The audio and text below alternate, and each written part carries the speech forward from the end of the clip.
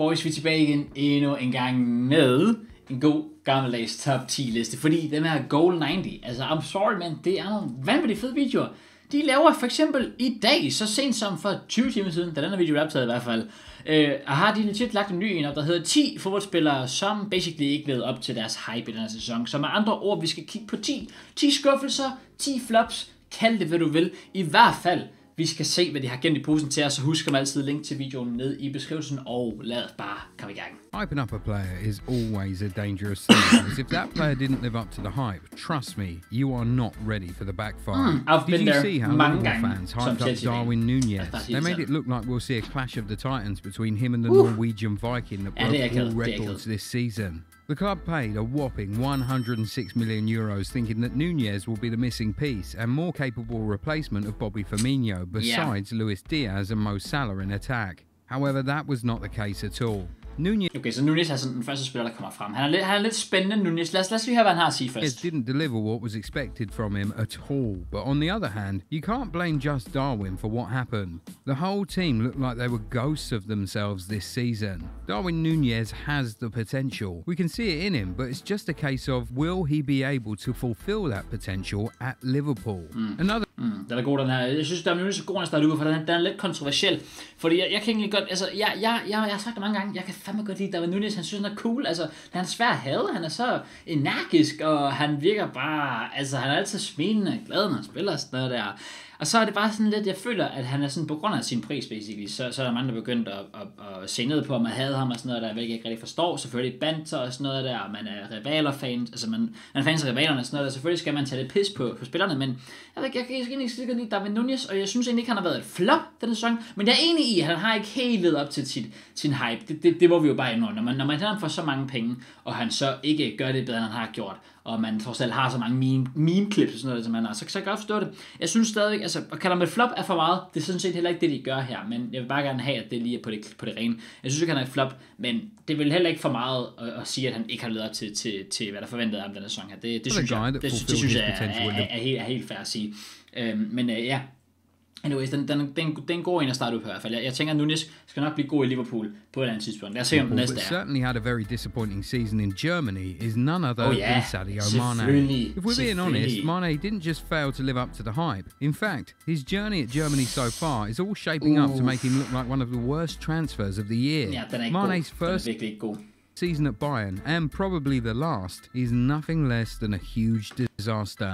Just listen to this. He had a huge injury that sidelined him mid-season, had a fight with Leroy Sané that ended with Sané's lips swollen. It's almost certain that the club will also sell him next season. Actually, a disaster feels like an undermining of what happened with Sadio Mane at Bayern. Han har gået lidt under radaren, Mane et eller andet sted, men han har virkelig ikke været god for Bayern. It wasn't the best of years for the Senegalese stars anyway. Mane's national team captain also didn't manage to meet expectations. Kalidou Koulibaly was considered as one of the best central defenders in the world. And when Tuchel managed to secure his signing earlier in the season, everyone thought that he'll shape up to be Chelsea's new leader of defence.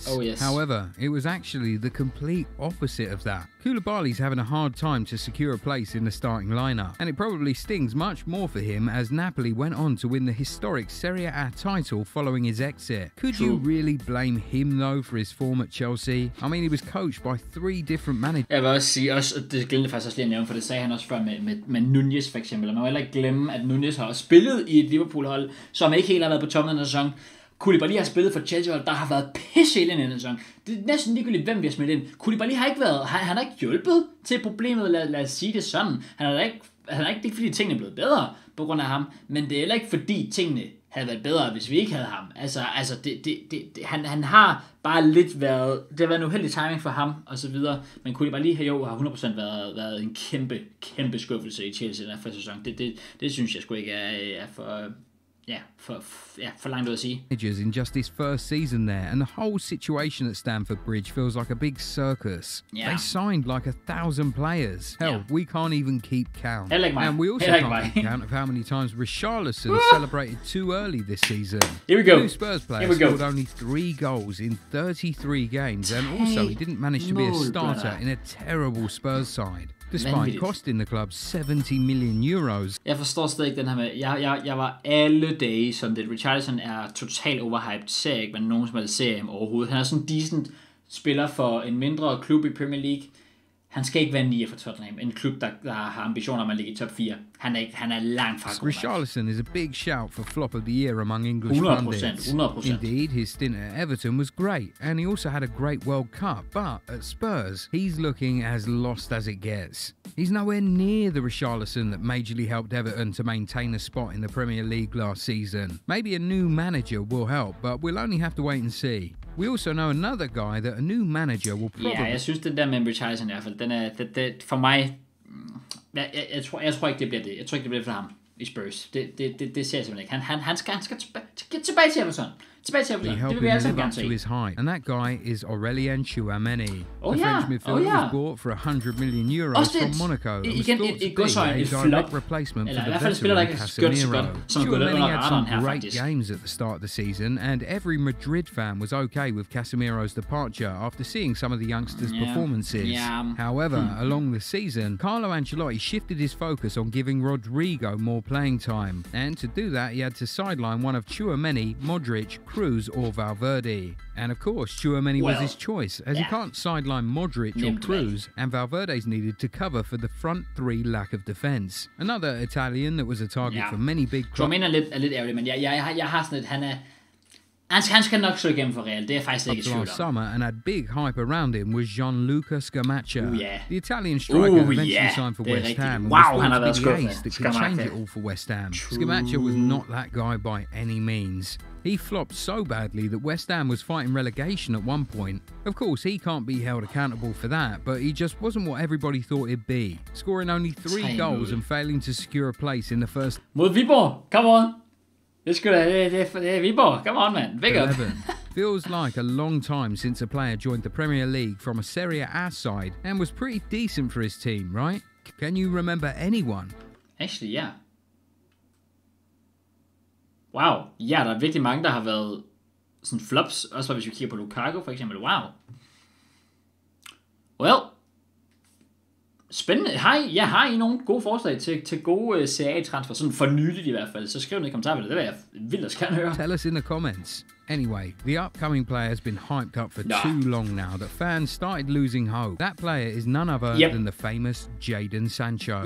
Sancho was every United fan's dream, and you can't blame them. The guy was unbelievable at Dortmund, and seeing how good he was, fans thought he was the one. However, after a very disappointing first season, the arrival of Erik ten Hag was thought to be the key for unlocking Sancho's potential. But this never happened. Man kigger bare mere og mere på Sancho og tænker, måske er det bare på tide at give det skud. Han er tydeligvis en talentfuld spiller, men nogle gange så det er det samme med fucking Harvard til Chelsea. Vi har også nået et punkt, hvor vi siger, skal vi ikke bare... Lad ham fucking komme et andet sted hen og vise, hvad han kan, fordi det fungerer tydeligt ikke det her. Det er sådan, at jeg har med Sancho and the work done by Sancho himself. Maybe it's time for United to start thinking about selling the English youngster before things become even worse. 100%. Staying at Old Trafford, if you look to the right flank, you'll see the next player on our list. Så han, de har simpelthen smidt Anthony på. The Brazilian had a mediocre season with the club. He never justified the big price tag of 95 million euros. Not true. The hype around this move was too big, and Anthony actually had some great performances at the beginning, but he never managed to be consistent and proved to be another squad player in the team. Not one that could decide games as it was previously thought. Det er også lidt det, jeg tænker med sådan en som Anthony. Det er nemlig det der med, han er mere bare sådan en squad player.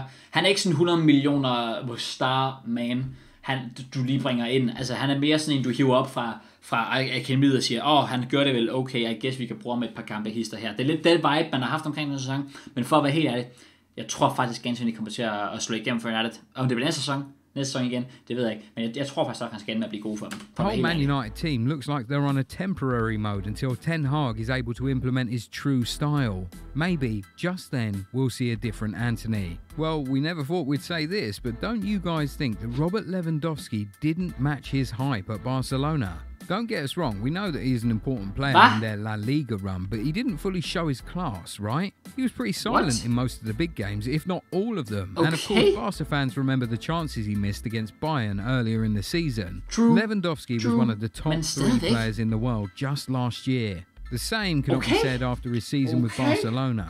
Yeah, the numbers are great, but we believe Aubameyang would have matched the same tally and impact of Lever if he stayed for just another season. We'll end the list with Aubameyang. Okay. Lad os lige hoppe ind i Mudryk, for han skal selvfølgelig også være på den her liste her. Men, Leveren, den synes jeg er kontroversiel. Honestly, jeg synes, den er kontroversiel. Jeg siger ikke, at han har været sådan fucking best striker in the world, eller sådan noget der, men jeg ved godt, forventningerne er høje, fordi det er Lewandowski, men han har sgu da gjort det godt. Sammenlignet med alle de andre blandt andet liste her, du har legit folk som Koulibaly, du har for eksempel også, har du Nunez, du kan gå endnu længere ned, sådan nogen som Richarlison, og fucking, hvem havde vi før? Ja, vi havde Anthony, Sancho osv. Så er det vildt, at man smider Leveren ind på den liste, når det der standarden har ligget før. Så skal Leveren overhovedet ikke være i nærheden af dem. Det er overhovedet ikke. Den er jeg sgu ikke enig i, den her. Den er meget, meget uenig i, den her. Men den her er jeg enig i. Mikhailo Mudryk har været... transfer saga was unmatched this season. My days, hvor har han været skuffende. Også bare mod Manchester United den anden dag. Brother, what are you doing? Altså... Some fans went a bit far and said that he resembles a young Cristiano Ronaldo in his style of play. The Ukrainian winger was on the verge of signing for Arsenal, but he chose to join Chelsea in a last-minute snub. Arsenal went on to sign Trossard, and up until now, the joke seems to be on Chelsea, as Trossard went on to shine at the Emirates. Jeg vil sige, Trossard har også den fordel, at han er ældre, har mere erfaring og så videre, Premier League-erfaring for den sags skyld. Trossard tror jeg er en bedre signing sådan på det kortsigtet, hvor jeg tænker Mudryk, ikke nødvendigvis fordi han kommer til at være bedre langsigtet, men han kunne potentielt være bedre langsigtet, fordi Trossard trods alt også er lidt længere op i alderen. Men stadigvæk, Trossard har været en bedre signing. Det kan man ikke komme ud af. But the 100 million euros Mudryk is not even a starter at Chelsea. Det er jo så også bare fordi Lampard er fucking mærkelig, at han ikke starter kampen. Men stadig selv, når han spiller kamp Mudryk, så nej, der har været få glimt, hvor man lige tænker, here we go, og nej, så har han bare faldet fra igen. Så ja, Mudryk, igen en transfer, jeg tror, jeg aldrig nogensinde kommer til at forstå, hvorfor den skete. Jeg kommer aldrig nogensinde til at fatte, at Mikhailo Mudryk, at vi gik ud og brugte 100 mil bare, da han var basically klar til så big på Arteta og Arsenal. Jeg forstår det ikke. Det er en af de dummeste transfer, jeg har set. Og det er mit eget fucking hold, der har lavet dem. To be fair, dem har vi lavet mange af. Vi har lavet mange dumme transfers. Men anyways, jeg tror, vi er færdige. Failed to live up to their hype this season. Have we missed anyone? Tell us in the comments, and if you enjoyed... Ja, whatever. Anyways, det var en fed compilation. Virkelig fed compilation. Det var nærmest 7 minutter lang video, jeg fik gjort nærmest dobbelt så lang. Men to be fair, det er fordi, det er fucking fedt, og jeg synes, det havde brug for lige at sådan tilføje mine egne tanker omkring dem her, så jeg tænker også, ikke, i stedet for bare at sidde og reagere på den, og så stopper videoen, når den er slut. Pointen er, at jeg ligesom putter mit eget take på det, så jeg håber, at I synes, det var spændende at se med. Også mine damer og herrer, er der faktisk ikke at sige end. Tak for at I med alle sammen. Undskyld, glem det. Hvem manglede på listen? Undskyld, det glemte jeg helt at sige. Skriv først det der med, hvilken spiller fra Serie A, der er kommet til Premier League og har gjort det godt, her for nyligt i hvert fald, og skriv det her med, hvilke andre fodspillere I tænker kunne være på listen her, som heller ikke har levet op til deres hype i den her sæson. Og there we go, så er vi færdige i hvert fald. Shout out til Goal90 for at lave en fed video. Tak til jer for at se med. Peace out.